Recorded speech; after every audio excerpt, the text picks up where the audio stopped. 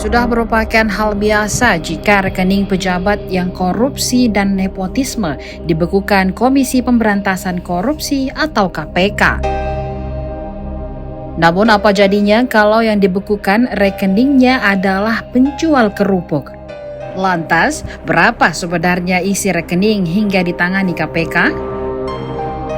Hal ini menimpa Ilham Wahyudi. Pria tersebut mengaku heran karena rekeningnya di Bank BCA diblokir atas permintaan KPK.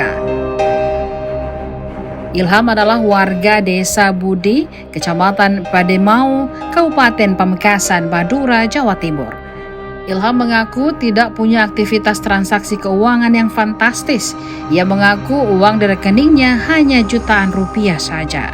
Pemberitahuan pemblokiran rekening itu ia terima dari Bank BCA Pamekasan pada Senin 16 Januari 2023. Sejak pemblokiran itu, pria yang kesehariannya berjualan kerupuk ini hanya bisa menerima transferan uang masuk. Setelah mendatangi kantor BCA Pamekasan, diberikan selembar surat pemberitahuan pemblokiran rekening atas permintaan KPK.